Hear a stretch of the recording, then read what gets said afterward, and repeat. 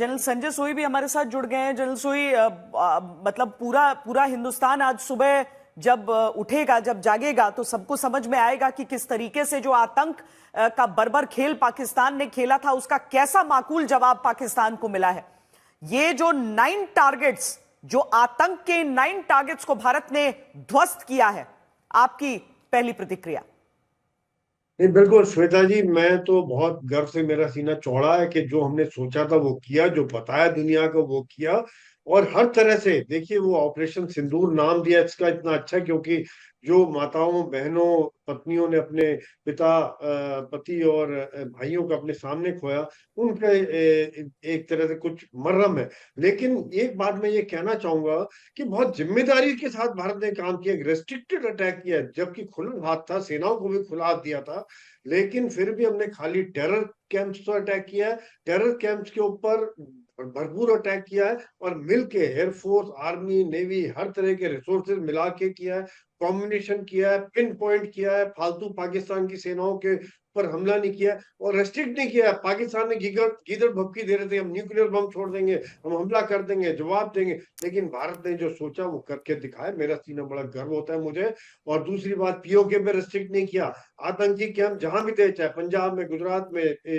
Jammu side में, जहां भी थे वहां पर उनके ऊपर हमला किया। ये एक सरप्राइज फैक्टर रहा है। और जो हमने शुरू से कहा था कि जब उड़ी हुआ था वहां पाकिस्तान उतना नहीं सोचता था कि हम सोचते मैच रोकेंगे, फिर जब पुलवामा हुआ तो उन्होंने सोचा सर्जिकल करेंगे, हमने एयर किया है। इस बार आज जो इनको सजा मिली है, और पूरे इंटेलिजेंस लेके जब टॉप लीडरशिप वहां होगी उसके बाद किया गया है। और यूएवी, ड्रोन, मिसाइल, हवा से जमीन पर, जमीन से जमीन पर मार करने वाली मिसाइल है। और जिम्मेदारी को ध्यान रखते हुए हमने सीमा पार नहीं की, हमारे सैनिकों ने सीमा पार नहीं की, और आतंक पर चोट पहुंचाई है। और साथ साथ श्वेता जी, मैं ये कहना चाहूंगा, दुनिया आज हमारे साथ है, पूरी दुनिया को बता दिया कि भारत एक जिम्मेदार देश है, और जिम्मेदारी के साथ हमने आतंक के ऊपर हमला किया, क्योंकि आतंक से आज पूरी दुनिया त्रस्त है। दुनिया आज धन्यवाद करेगी भारत का कि किस प्रकार से, क्योंकि ये जो आतंकवादी हैं भारत के खिलाफ ही नहीं, अमेरिका, यूरोप, हर जगह पे ये एक्टिव थे, और कहीं भी आतंकवादी घटना होती तो उसके तार पाकिस्तान से जुड़े होते थे। तो ये मैसेज भी दुनिया समझ रही है और आज भारत के साथ खड़ी है। श्वेता जी, ये जो खबर हम इस समय दिखा रहे हैं आपको, मंजीत, हम आपसे इस पर जानना चाहेंगे कि जो 12 जगहों से एयर इंडिया की तरफ से भी कहा गया है ना कि यहां से अभी सारी उड़ानें रद्द रहेंगी। जगह हम बता देते हैं: जम्मू, श्रीनगर, लेह, जोधपुर, अमृतसर, भुज, जामनगर, चंडीगढ़ और राजकोट। क्या किसी थ्रेट परसेप्शन को देखते हुए मंजीत ऐसा हो रहा है, या फिर ये हमारे इनमें से कुछ हमारे फॉरवर्ड एयर बेसेस हैं और कुछ मतलब ये महत्वपूर्ण एयर बेसेस हैं हमारे, इस कारण ये फ्लाइट्स रद्द हुई होंगी?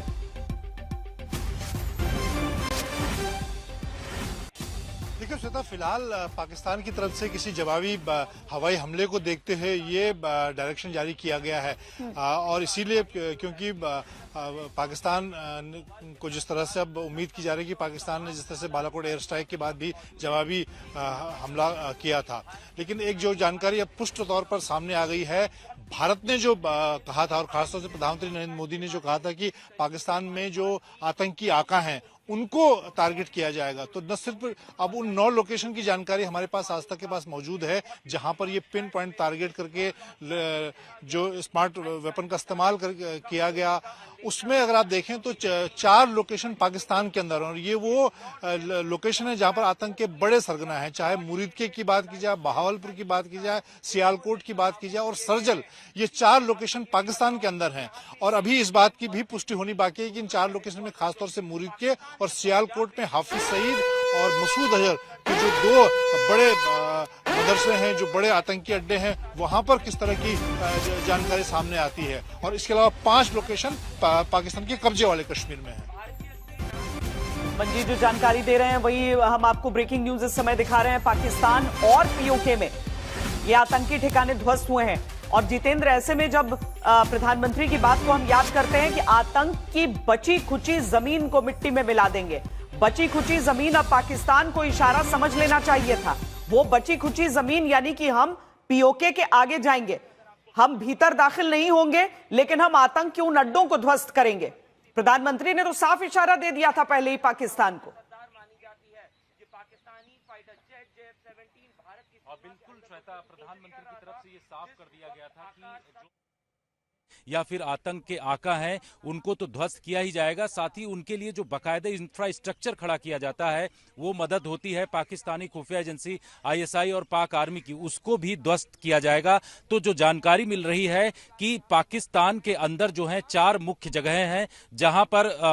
पिन पॉइंटेड अटैक किया गया है। इन आतंकी संगठनों के सरगना यहां पर रहा करते थे। इसके साथ ही जो मुजफ्फराबाद के साथ साथ जो पाक अधिकृत कश्मीर में जो है उन जगहों पर सीधे टारगेट किया गया है। जो श्वेता सूत्रों के हवाले से जानकारी मिल रही है कि मुजफ्फराबाद में जहां पर जैश ए मोहम्मद का लॉन्चिंग एरिया था, जहां से वो आतंकवादियों को इकट्ठा करते थे, उसके कंट्रोल रूम का नाम कंट्रोल रूम 88 था, यहां पर भी स्ट्राइक किया गया है। इस तरीके की जानकारी सूत्रों के हवाले से मिल रही, क्योंकि यहां पर आतंकवादियों को पाकिस्तान की आर्मी की मदद से इकट्ठा किया जाता था और उसके बाद जो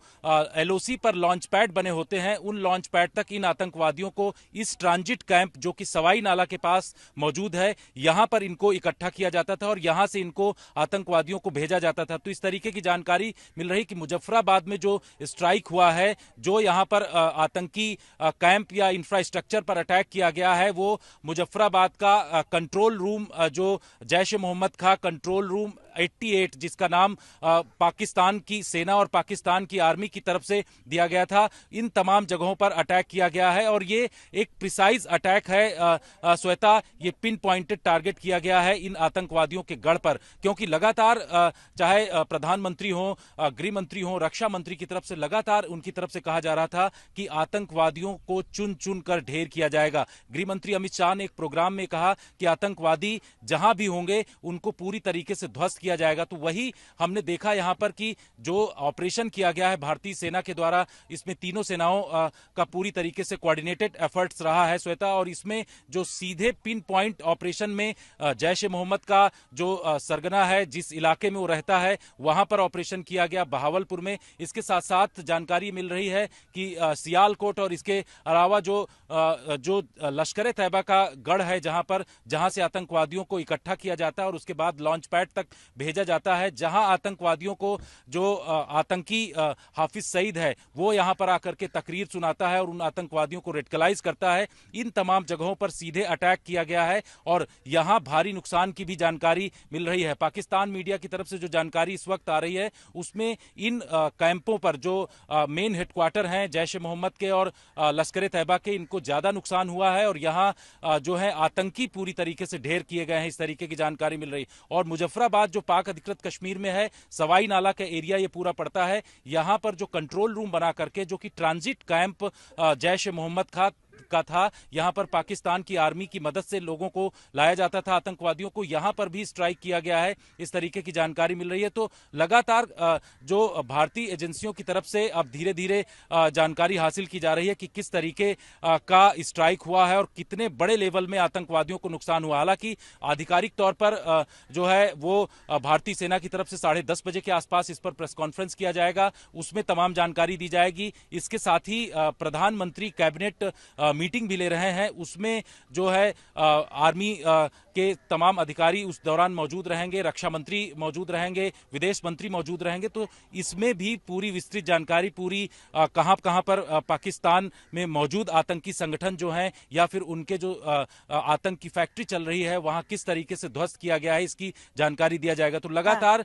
भारत में भी जो कंट्रोल रूम बनाए गए हैं श्वेता, चाहे वो गृह मंत्रालय का हो, डिफेंस मिनिस्ट्री का हो, वहां से तमाम सेना और पैरामिलिट्री फोर्सेस के जो जवान हैं वो लगातार मॉनिटर कर रहे हैं और ये देखा जा रहा है कि बॉर्डर पर, इंटरनेशनल बॉर्डर हो या फिर एलओसी, किसी भी तरीके की अगर पाकिस्तान की तरफ से गुस्ताखी की जाएगी तो उसका जवाब भी दिया जाएगा। और यही वजह है कि बीएसएफ को इंटरनेशनल बॉर्डर पर हाई अलर्ट किया गया है, चाहे वो बांग्लादेश बॉर्डर हो, पाकिस्तान बॉर्डर हो, इन तमाम जगहों पर पूरी तरीके से अलर्ट कर दिया गया है कि किसी भी अगर पाकिस्तान की तरफ से ज्यादा शेलिंग की जाती है तो बीएसएफ का जो आर्टिलरी मौजूद है, इसके साथ साथ सेना की तरफ से पूरा जवाब उसको दिया जाएगा।